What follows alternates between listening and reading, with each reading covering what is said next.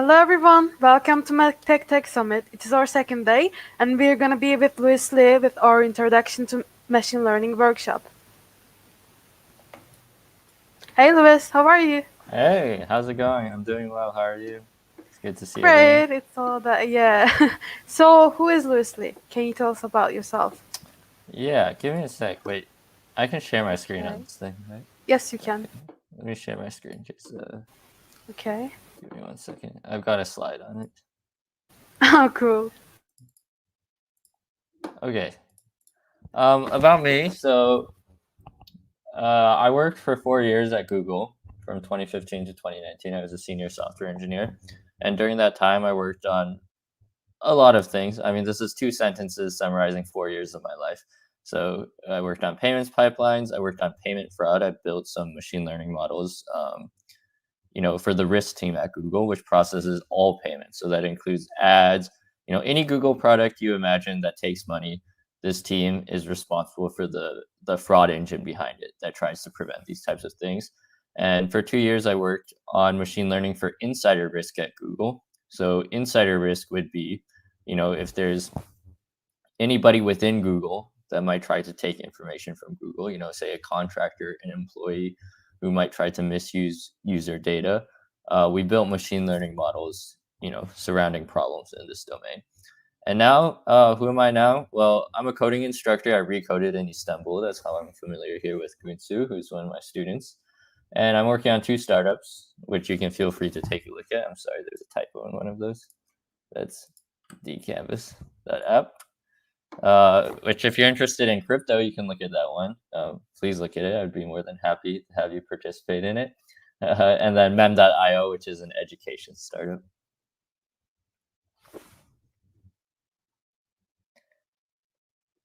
Okay, so should we get started with the workshop?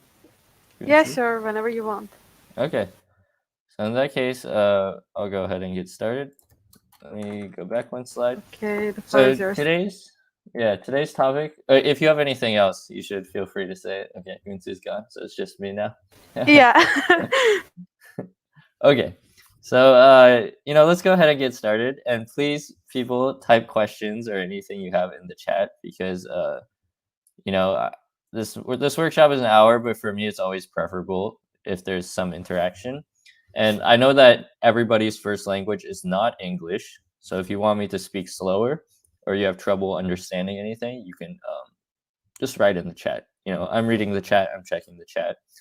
So today we're going to be talking about machine learning, and we've talked a little bit, hopefully, or you've read a little bit, some of the preliminaries that I sent, which was this Google crash course on machine learning.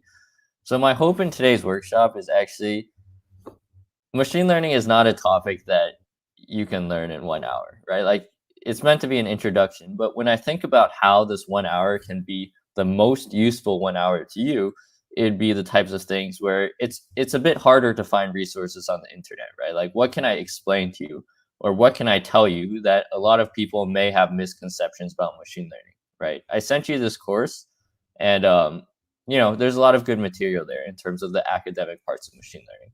So today we're going to talk about what is machine learning and what it's not. We'll talk about some high level concepts. Yeah, Mustafa, I'd be happy to speak more slowly. Hello, Metahan. So the first thing we'll talk about is what is machine learning and what is machine learning not.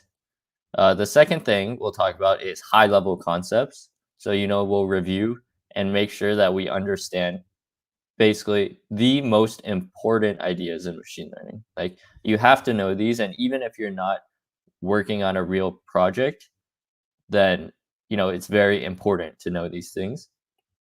And the third thing would be some techniques, just an overview of some techniques. So we went through this slide. So the first thing let's talk about is what is machine learning and kind of what is it not. So does anyone want to type in the chat to answer this question? In the chat, I would love to see some ideas. What do you think machine learning is? In your words, what is machine learning? And I'll wait a sec if people feel the desire to type something.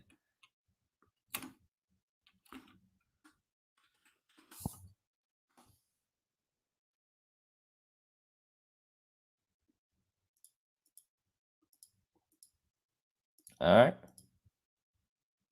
In that case, I will continue with what I perceive to be what machine learning is that machine learning is basically statistics, but on a larger scale. So that's why you hear words like big data. Uh, you know, big data gets thrown around a lot. Like, okay, so some answers are coming in. Let me take a look. Machine learning means it's a basics of a machine. Gune says when a machine can adjust its methods according to the success rate that it deduces from the data it simulates. Okay, that's a nice one. When the machine can adjust its methods according to its success rate. So I like this one because it talks about how machine learning changes based on failures and not failures, which is very core in machine learning. Um, but one way to think about it is if you have ever done any types of statistics course, so let's say linear regression, any types of statistics, anything that predicts anything, machine learning is like this, but you are working with millions or billions or more pieces of data, right? Like it's a very big scale. And so machine learning algorithms are special because they know how to handle big data. If you look at machine learning algorithms, they'll often work with batches. So batches would be, say, 64 things at a time or 32 things at a time, right? It knows how to take a small piece. And if you go through 64 things, 64, 64, 64, in the end, you'll reach 1 million, right? You'll reach 2 million samples. But it takes time, of course. But that's the idea. Machine learning is not artificial intelligence. So, does anyone know the difference between machine learning and artificial intelligence? Or has an idea? Wait a sec.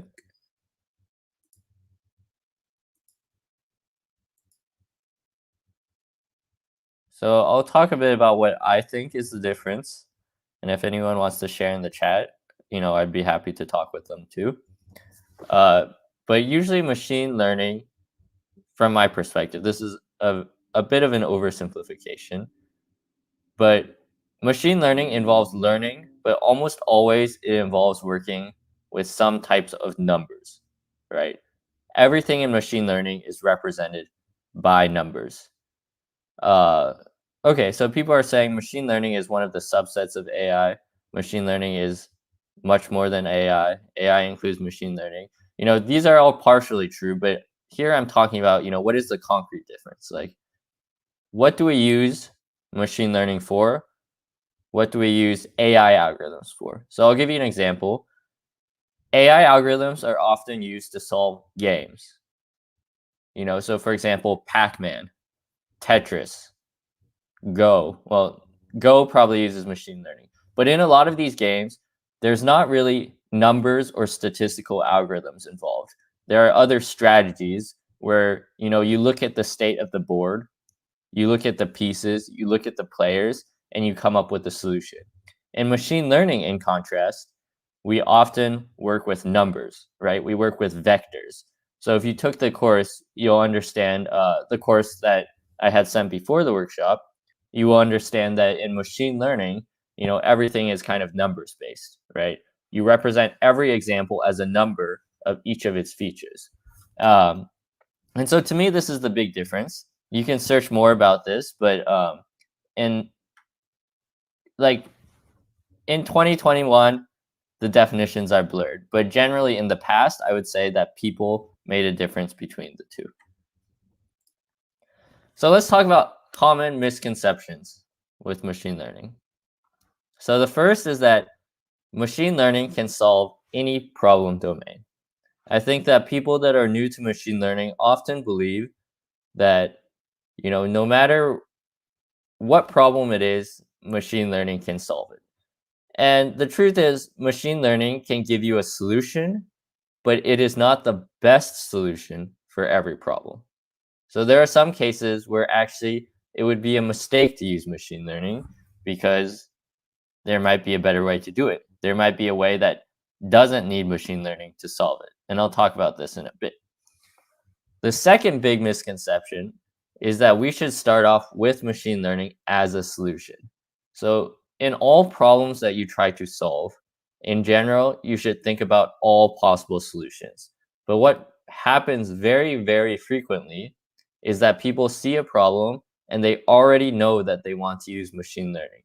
So I'll tell you, when I was working at Google on machine learning teams, we still asked whether machine learning was even the right solution, right? Because this is our time and our money, and these projects take a while, right?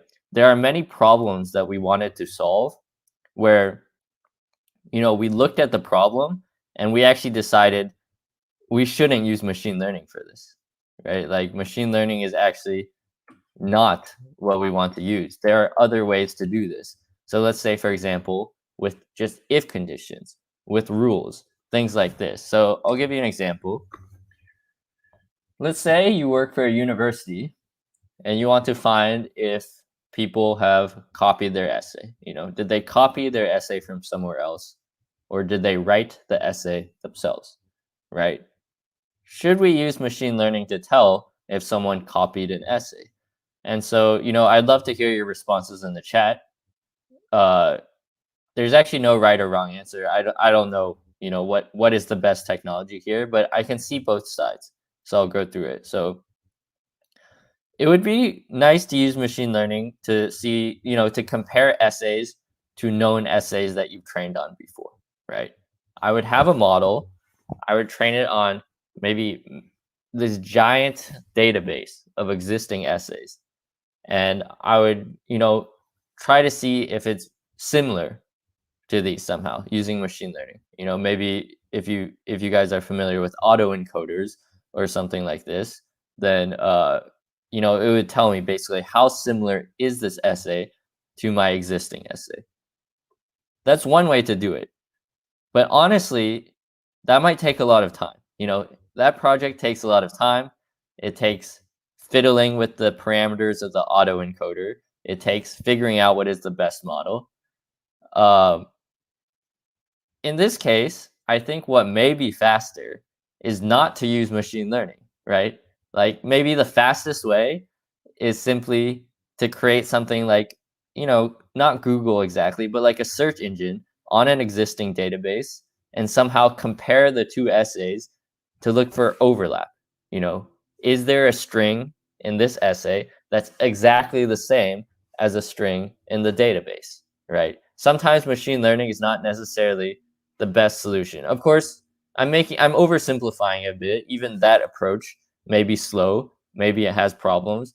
But my point is that sometimes everyone is so excited about using machine learning that they don't consider, hey, maybe the best solution is just, some if conditions, some if else conditions to tell, if something is true or not. Okay, so another thing that I get asked a lot about machine learning is, do you need to know math? So I would say if you are starting off, you don't have to worry about it. So for a small project, for a pet project, you don't have to worry about knowing the complex math behind machine learning. And to be honest, I've forgotten a lot of it. By the time that I've worked with these enough, I still remember in the back of my head. But if you wanted me to like teach a course about it, I would have to try to remember, right? So I would say for small projects, like all good APIs, right? Like all good abstractions, you just need an idea of how the algorithm works, right? You need to understand what is the input of this algorithm, what is the output of this machine learning algorithm, and what things affect this algorithm. But you do not need to know, for example, that like, oh, these two matrices multiply, right? Like you don't need to know like, oh, every time the machine learning algorithm does this, it's multiplying this matrix and this vector and things like that. For a small project. For a small project, you do not need to know this. To build a real product that people use, I would say you do need to know a bit of math for the machine learning algorithms, right? And the reason is often these things that I said, how does this matrix affect that matrix? How does this vector multiply with that matrix?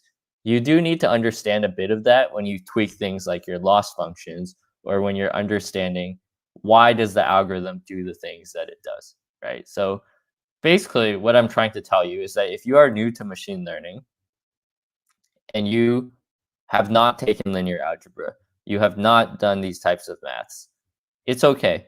Like, I think it's still perfectly understandable to use the code, to use the libraries. But if your goal is to build a career out of it, for example, and you want to reach that point, then yes, you should definitely, start studying more of these concepts. And there's a lot of courses online for these now, for machine learning that teach you the math you need to know.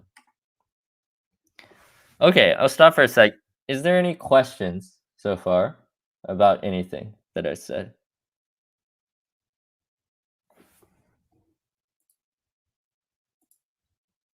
Let me see the. Oh, sorry.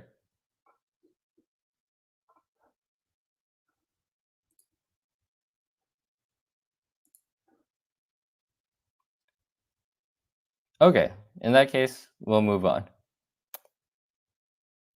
So we'll talk about some concepts. So, it depends on how interactive the chat is here. My hope is that people can type things, because honestly, for me, I don't want to just like walk through these definitions, but they're all like very important to know. So for introduction to machine learning, everything I've written here, I think is absolutely important to know. And, I would love if you would be willing to type in the chat, what you think is the difference between some of these terms. Because each line are things that are similar. They are maybe in the same category, but they are different, right? And in these academic settings, sometimes it's very important to know the difference between these terms, so that we can discuss ideas, or we can come up with things, and so on. So in this case, classification and regression, and my hope is I can talk about it or first, or maybe in the chat we can say, what do people think is classification? What do people think is regression? So we can start with this one. Can anyone explain maybe what is the difference between classification and regression? And again, I'm assuming some knowledge here because of the course that was sent out before this workshop.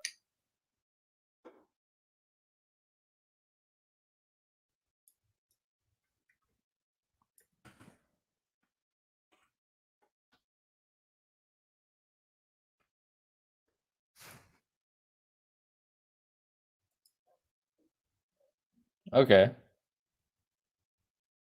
I guess I don't know if there's a stream delay or people are just quiet, but I'll talk a bit about classification and regression.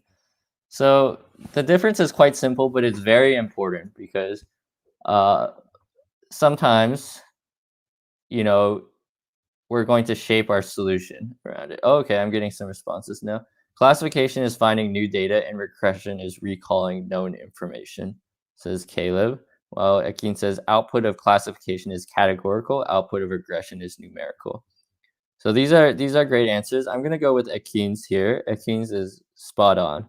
So generally, we have two types, basically these two types. There's subtypes within them, but this is a very, very important difference. That's why I'm going over this, because when you talk about machine learning algorithms, you want to think, what is my prediction going to be like, right? In all machine learning, we are trying to predict something. We are trying to give the user something useful, right? Or, find some useful result. And sometimes that can be a number, a yes or no, or it's going to be a temperature, a solid number. So in this example, we have, what is the temperature going to be tomorrow? This is regression. As Akin said, the output of regression is numerical. And what you might do is you might have a machine learning algorithm that's trained on years of weather data for Istanbul, right? And based on the month, based on, the surrounding weather at the time, it'll give you a number.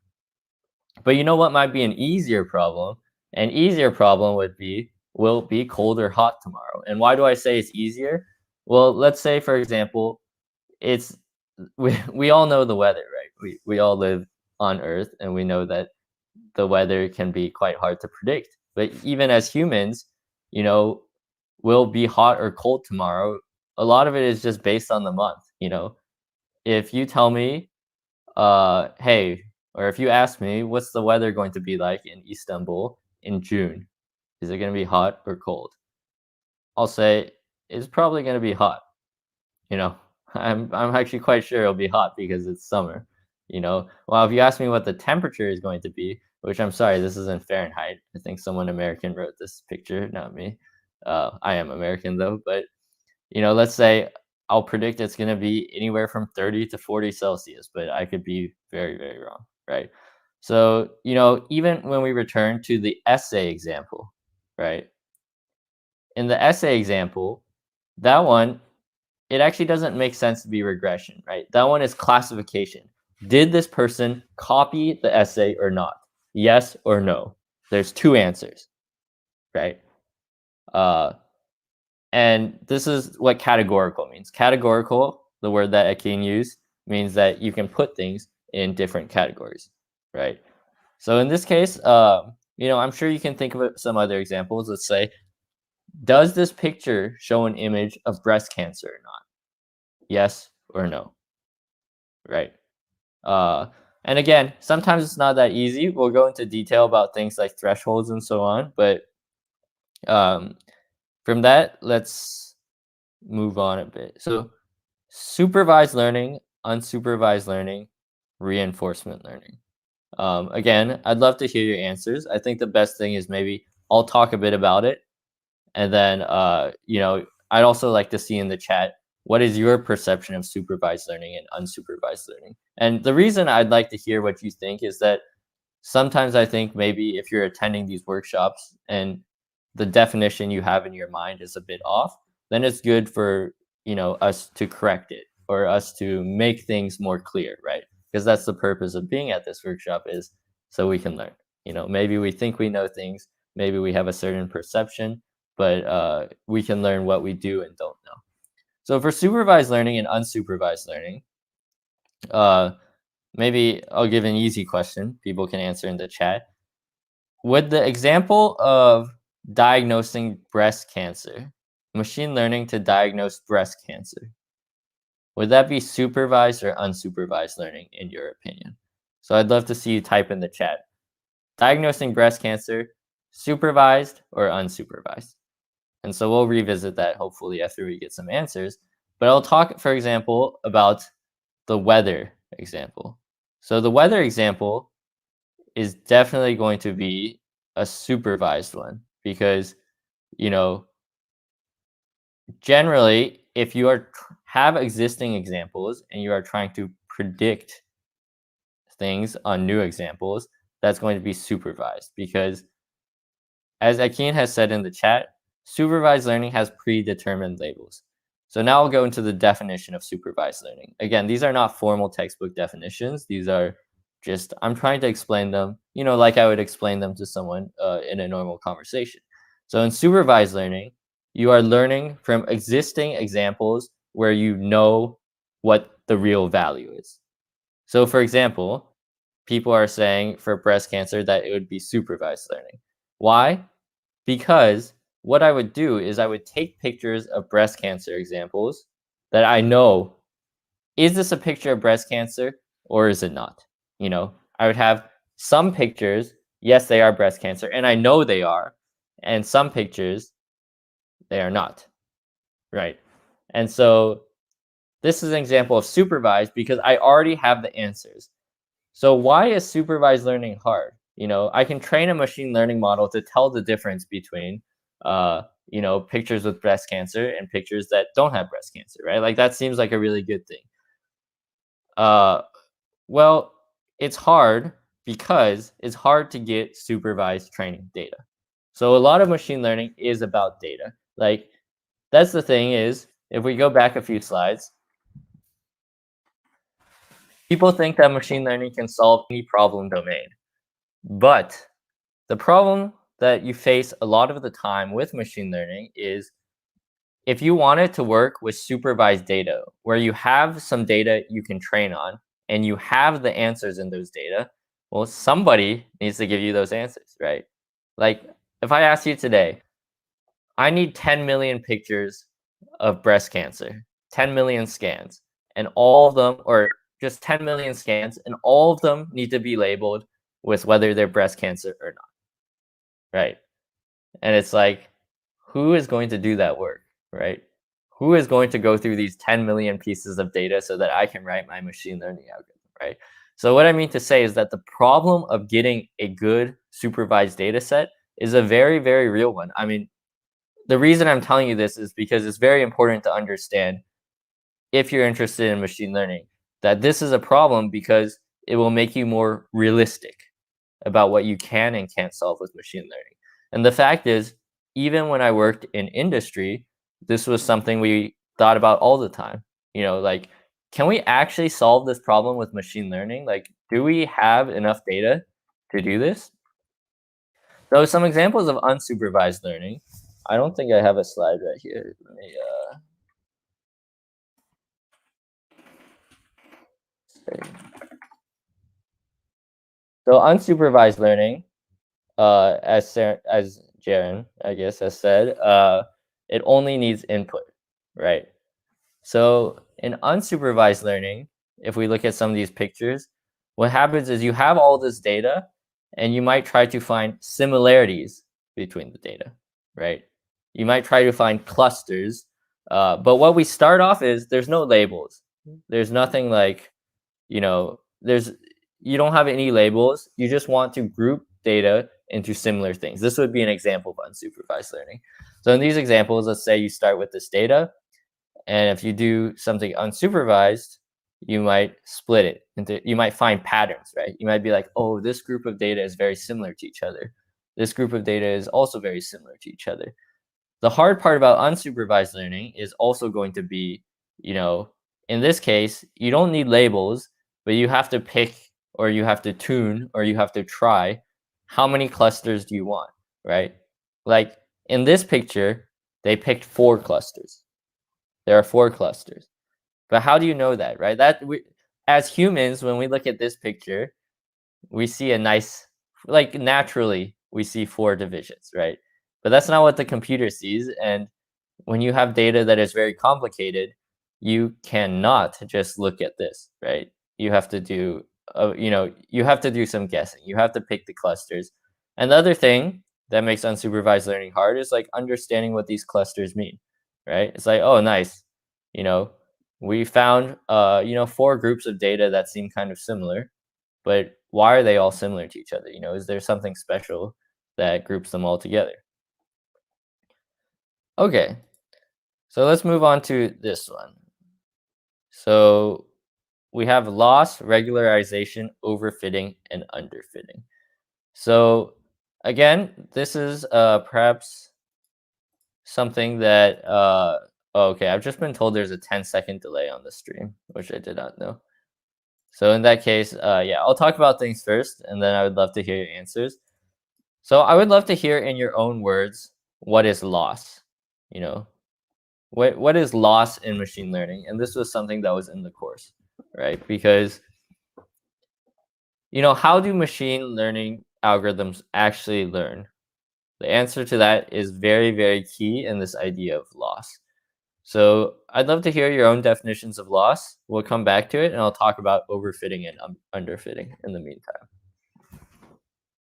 So we have this slide. And in this slide, let's say X is, the input, and Y is what you want to predict, right? And you want some algorithm that fits the data. So most people, I think, only think about these two cases before, they delve into machine learning. They think, oh, my machine learning algorithm's not predicting enough, right? Like when I give it something on X, it just gives a Y that's like super far away, right? Like if I pick this point here, it's like super far from these predictions, right? People are like, oh, my machine learning algorithm is just not predicting well enough. So balanced, like this is what you want it to look like, right? You follow the curve of the data, but it's not too exact. And overfitting is kind of the concept that I want to focus on, is that this is a very, very real problem that we are concerned about all the time with machine learning algorithms. Because what overfitting means is that you train your algorithm to predict something. You train your algorithm to predict what will happen. If I give it some X, what Y will it give? But what happens is it trains too perfectly. That's why it's called overfitting. Like it fits, but it fits too well. So it's overfitting. And I would love to hear, in the chat, if anyone can tell me, why do you think overfitting is bad? Like I'll talk about it too right now, why overfitting is not the greatest thing. But I would love to hear your perspective as well. So in this case, overfitting is bad because you can't predict things that you haven't seen well. So what I mean is generally we want machine learning algorithms to generalize, right? So Berk is saying the model memorizes. Exactly. The model is just memorizing certain answers, but it's not really learning the general ideas, right? When you talk artificial intelligence, machine learning, like if we get a bit philosophical, humans are able to think and generalize, right? If you teach me how to multiply, right? If you teach me how to multiply numbers, then what will happen is I can multiply any two numbers eventually, right? I know the basic technique. But if you just teach me that 5 times 3 is 15, 3 times 6 is 18, 2 times 4 is 8. Like, I memorize these 3 answers. But can I really multiply every number? No, I just memorize the answers that you gave me. And so I'm starting to see some answers come in. So, Berg says the model memorizes. Duran says overfitting, unique to your model and can't predict new data. Grunet makes it overfitting does not make it easier to understand the situation. All of these are correct, right? So it cannot predict new data. That's what I'm trying to say. Like in the multiplication example, I can't predict. I can't calculate new multiplications of numbers, right? Because I don't know the general idea.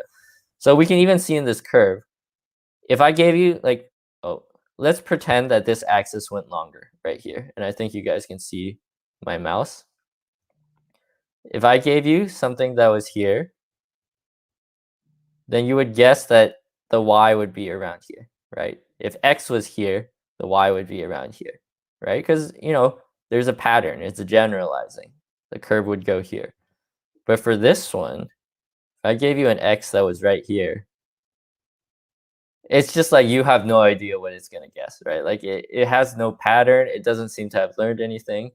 And so I see, some more answers. It oscillates way too hard. Predictions get lost in noise, right? So the whole point of machine learning actually is that you want to make good predictions even in situations that you may not have seen exactly before. But when you overfit, this is what happens. So how do we prevent this? A lot of machine learning is actually about, preventing both overfitting and underfitting, right? And it's more of an art. And the truth is, if you work as a machine learning engineer, you know, I'll talk about this later actually, but the general idea is that a lot of machine learning, when you're a machine learning engineer, is going to be tweaking and testing things so that you're neither overfit nor underfit, that you have a good balance. And how do we know? Well, one of the ways that we can do this is regularization. Okay, so I like that Jiren is saying using more data prevents overfitting. This is true. Using more data prevents overfitting for sure. And that's like what I was saying before about the supervised data sets, is that in order for machine learning to work, you do need quite big data sets, right? Another technique is regularization. This one is going into the details of weights and things like that, which I don't quite want to talk about now, but I'm going to throw this term out there, and it's also in the coursework that I had sent before. So regularization, very good to prevent overfitting. It basically prevents the data from even having weights, right? Like this is a function, like kind of like the one you learned in high school, like y equals 3x, right? It's the same thing, but it prevents the function from having weights that cause it to be shaped like this. So regularization, very important. The other thing is going to be testing, training set, inference set, cross-validation. These terms are all going to be very important when it comes to it. And I'll open the Wikipedia article real fast. I think I was reading it.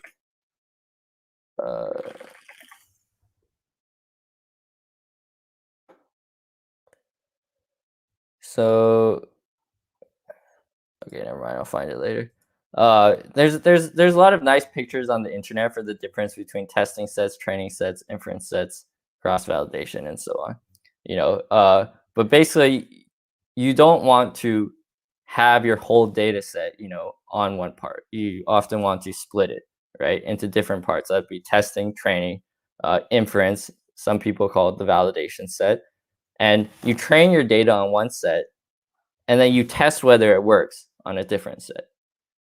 So in this case, we do this again to prevent overfitting, right?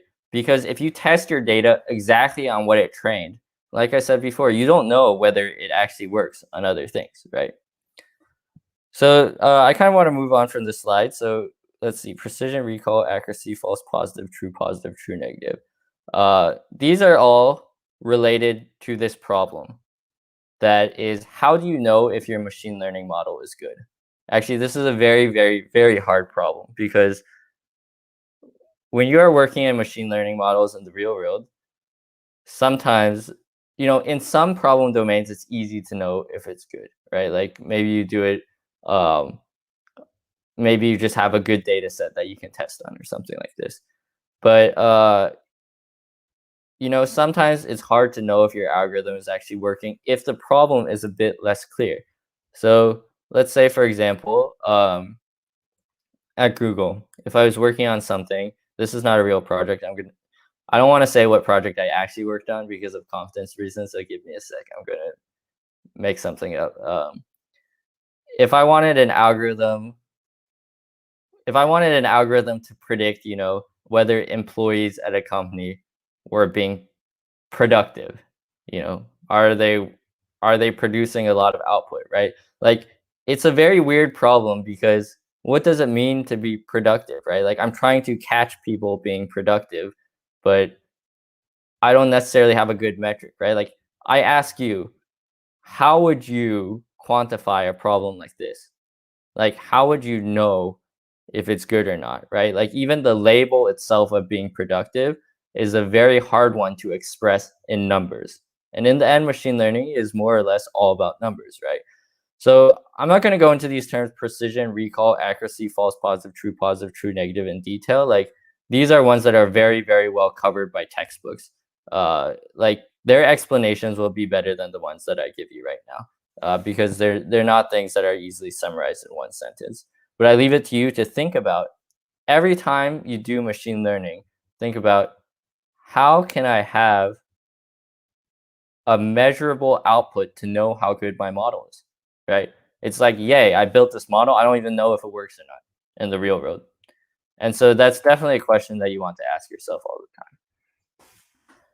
So if there's any questions, feel free to ask. Let me see. I wanted to go through some techniques, some overview of techniques. And to this, I'm deferring to another set of slides. So there's some things that we talk about here when we use machine learning, but we can take a look at some examples first that they give. So a classic example of a task that requires machine learning is very hard to say what makes it two, right? And so in this case, this is the MNIST, MNIST. It's a very classic data set that you'll see used a lot for toy tests. And in this case, they're giving some examples. It's supposed to be the numbers of detecting handwriting, right? That's the problem. So there's categorical classifications of 0 to 9. 0, is this a 0? Is this a 1? Is this a 2? Is this a 3? You can see that even for humans is very hard. Like I don't know what this is supposed to be. I think this is supposed to be a 7. Um, but let me go down to the part that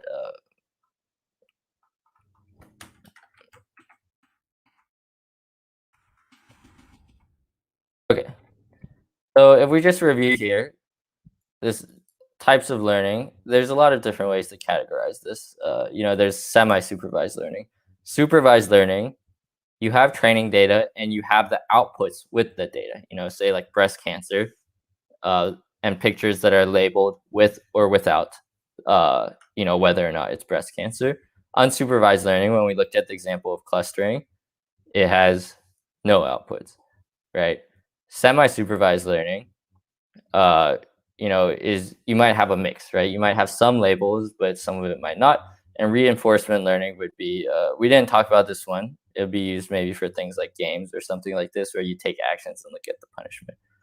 So again, here, I'm trying to dive more into detail into some of these techniques so you can kind of understand not necessarily the specific math behind it, but just to understand, like what is available to me? Like what are the things that I can use if I'm thinking about a problem for machine learning, right? And again, that's why I say my goal in this session is not to teach you things that you would find better than I could teach right now in an hour in like a machine learning course online, but maybe to just get you thinking as an introduction of, hey, what is possible with machine learning? Like when would I use machine learning? And what do I have to study if I want to go deeper into machine learning? So in this case, supervised learning regression. This is same as the graphs that we've been looking at. In this case, they are predicting the ice levels. So maybe glaciers or something. And, this is like, if you've taken any statistics class, not machine learning, just normal statistics, then you will have learned regression before, right? Regression is, you have some X. So in machine learning, X is going to be a vector of some sort, and you try to predict Y, a number, not a category, but an actual number using this X. So in this case, it's like, okay, we have this data. Let's try fitting something that predicts the ice levels based on, the year. But I guess in the year, this X is going to be a little more complicated. Maybe it has like, what is the weather? What are the levels of carbon dioxide in the air and so on. Oh, here they're using the breast cancer example. I think it's one of the most common examples for predicting with machine learning. And so, in this case, you give a categorical output. And one thing that I want to talk about, looking at this last slide, precision, recall, accuracy, false positive, true positive. I forgot to talk about this. Is that these are really important because I want you to think about this breast cancer scenario. Okay, so with precision and recall, how it works is that pretend I have a machine learning model that guesses that everybody has breast cancer. You literally show me anything, I just guess that you have breast cancer. So that means that if you do have breast cancer and you come to me and I use this machine learning model, I'm always going to tell you correctly that you have breast cancer if you have breast cancer, right? It's like, hey, my model is never wrong if you have breast cancer because I'm always guessing that you have breast cancer.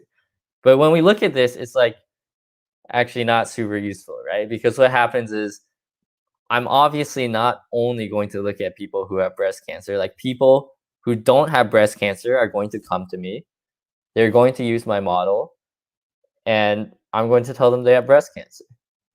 And that's really not good, right? Like that type of thing can change people's lives or it can make them very stressed and so on. And so what I mean to say with this is that part of machine learning is that every problem is going to be a little different in where you want to stand, like how accurate you want to be. in general, in machine learning, you should only be using it on problems where you are sometimes allowed to be wrong, right? Or maybe your model needs to be so good that you're wrong very little of the time. Or maybe you're using the model to help support another decision. But, when we look at things like precision recall curves, which again, I know I didn't go over, but basically you can think that, how do I open this image?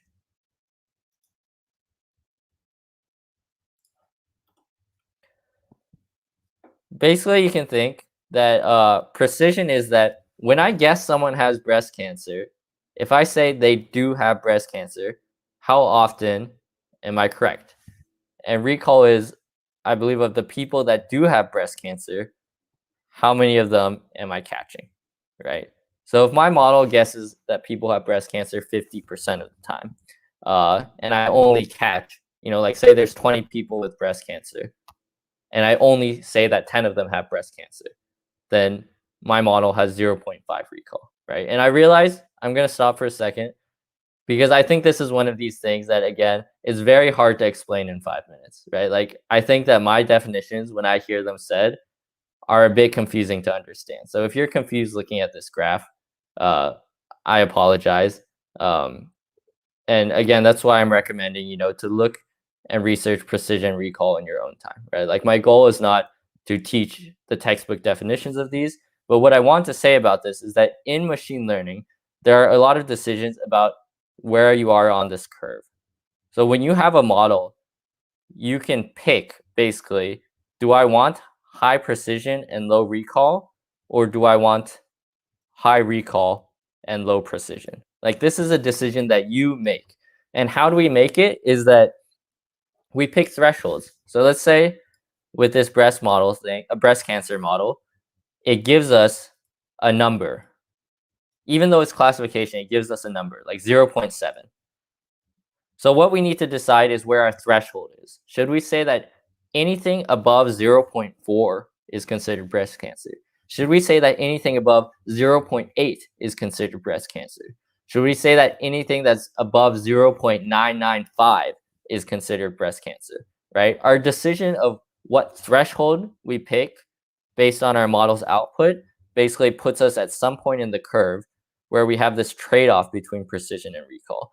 So even if you don't understand exactly what precision and recall is, what I would want you to take away is that when we pick these models, we need to think, how okay is it for us to be wrong, right? And that's why I was talking about this breast cancer example earlier, is like, yes, even if I always guess breast cancer, I will always, if someone has breast cancer, they will always correctly find out that they have breast cancer. The punishment, like the trade-off of that, is that I'm going to be wrong more often. I'm going to tell people who don't have breast cancer that they do have breast cancer, which is like a pretty big cost, a real life cost, right? Like, it causes people pain, it causes people stress. And in the end, when you do these machine learning algorithms, you have to consider, the real life cost of being wrong. What is like the actual cost? Like, there are other cases where, it's like, okay, I can make a wrong prediction. Like, it's totally fine, right? Like, there's nothing wrong with predicting wrong, except maybe that more people have to go through the results of the machine learning model or something, right? That's one thing to consider. Okay, so here it's talking about how X can be multidimensional. I think they're still talking about. Okay, so here's some examples for unsupervised learning, where it's saying like organizing computing clusters, market segmentation, astronomical data analysis, social network analysis, right? Like, in a social network analysis, there's not going to be, let's say, any labels necessarily, right? Like, let's say I wanted to use machine learning to find maybe groups of people that had similar interests on Facebook, something like this. Or let's say, I wanted to find clusters of people that are likely to hang out a lot on Facebook, right? Like, these things, there's not a label. There's not like, oh, this is, these are people that are interested in computers or not, they'll probably use different features, like what groups you participated in and so on, like pre-existing features to form these clusters. I don't really want to talk about reinforcement learning. As I've mentioned, it's used for games and stuff. But that's basically, talking about some of the techniques that we have in practice. Other than that, the last thing I want to talk about a little bit before I close the floor for questions. So I think in about 5 minutes, I'll close the floor for questions. The last thing I want to talk about is, what is it like actually to work on a machine learning project versus what people might think working on machine learning is like, right? And I'm not saying that it's not fun. I think it is fun to be a machine learning engineer, to work on these things. But I think that sometimes it's different from how people imagine, right? Like, I think sometimes people imagine that working on a machine learning project would be something like, oh, I'm coming up with this algorithm, I'm testing it, and I don't know, I'm finding these cool like things to play with the data and so on. Like, there is an aspect of that, but from end to end, there are two things that I would say. The first is, a lot of machine learning is about the data. It's about high quality data. It's about filtering the data. It's about cleaning the data and so on. So the first thing I would say is that if you are a machine learning engineer, your job will involve a lot of data pipeline work. Maybe some other team does it. There are some companies where it's divided such that like one team works on the machine learning data pipeline while another person works on the algorithm. But let's say if you were at a startup, probably you are going to be the person that is doing both the data cleaning, the data pipeline, the data processing, and you will also be the person that does like machine learning algorithms and TensorFlow, or like you'll be the one deciding, whether to frame it as regression and classification. But what I mean is that the job also requires a lot of just like, like I'm pulling data from here. I'm looping through this data. I'm removing these pieces of data. I'm structuring this data so that, it's properly structured for my machine learning pipeline. The second thing I would want to say is that in practice, machine learning is usually a very iterative process. So I think some people think it's like, I'm going to try neural networks. Then I'm going to try autoencoders. Then I'm going to try, logistic regression. Like, I'm just going to like keep applying these techniques and see which one works. And I'm going to have a major breakthrough.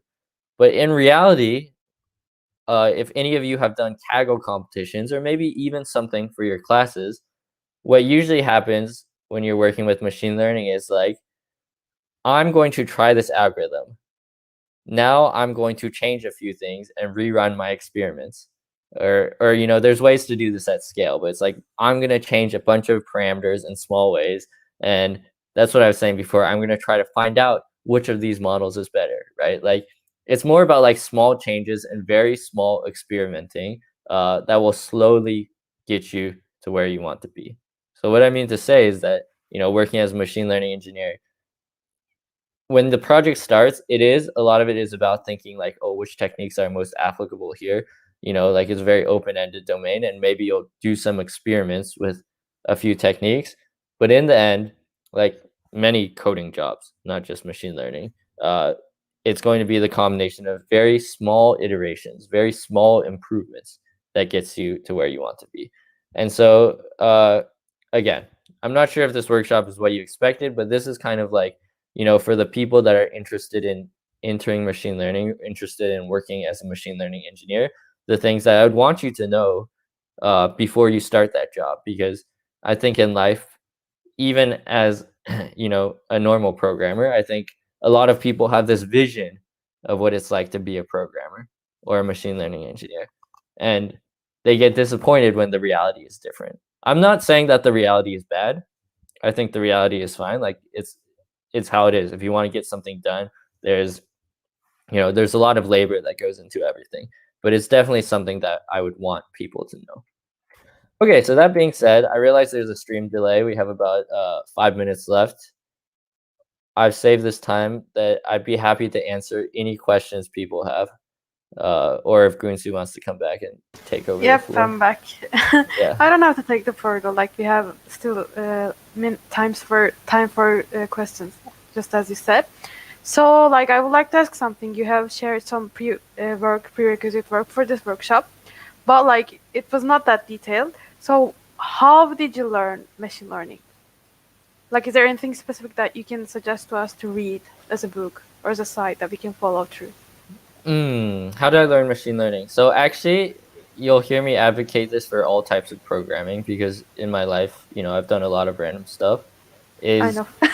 Yeah, to really learn something, you have to do a project. So my recommendation is like go through, like as you mentioned, the course that I sent is not that detailed, but what you would do is I think you should pick a project if you're interested in machine learning. Like it doesn't have to be a real like you're not trying to build Facebook, right? You're trying to work on a project so you can learn something.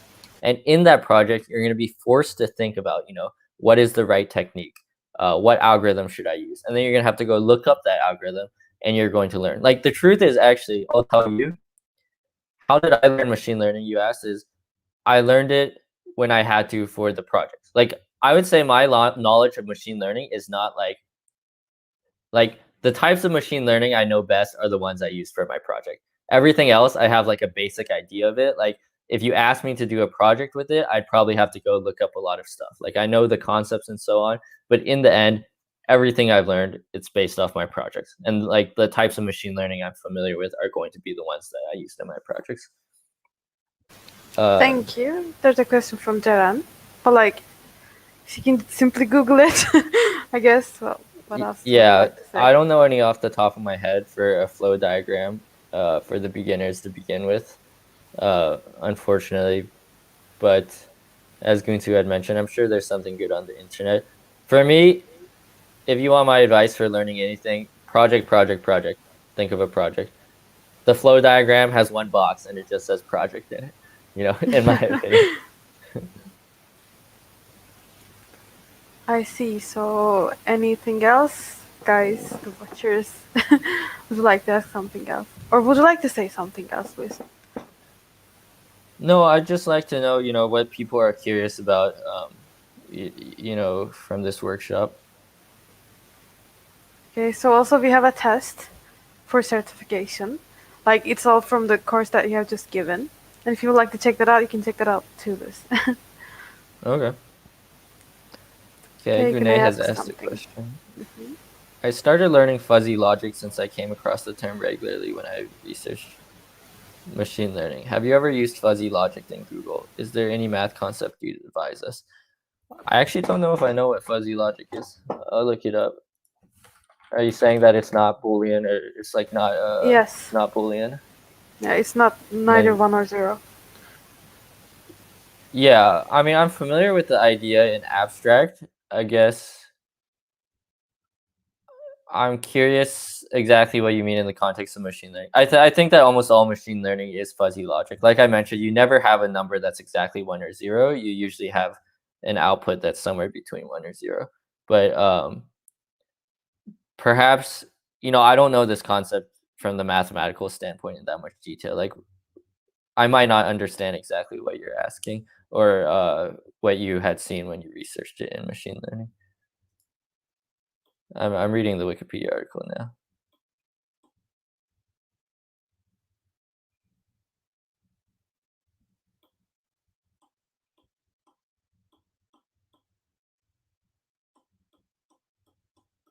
But to answer your question, I've never explicitly used fuzzy logic in Google. Like what I'm saying is that I might have accidentally participated in this concept, but um, usually when we talk about math concepts, like if there's to answer the last part of your question, if there's one math concept I'd advise you for machine learning, matrix multiplication. Like maybe you think you know how to do matrix multiplication, but you have to be able to do it very, very well. Like you have to understand when I multiply this type of matrix or this type of vector, like they need to be this shape and this shape. Like this is probably the one that, I still use the most frequently, right? Like anytime I'm touching anything with machine learning, uh, and I'm trying to like bring it to a certain level, even when I'm not, like just basic algorithms and TensorFlow, a lot of it is understanding matrix multiplication. This is like by far the most important foundation. The other math concept I advise is, looking into loss functions. And a lot of machine learning is going to be about understanding, if my data changes, how does it play with the loss function? Like this is more like math in the sense of, when I do this, how does it change the result of this function, right? I'm not like calculating things, but you have to have like an approximate understanding of how mathematical output is affected by the input.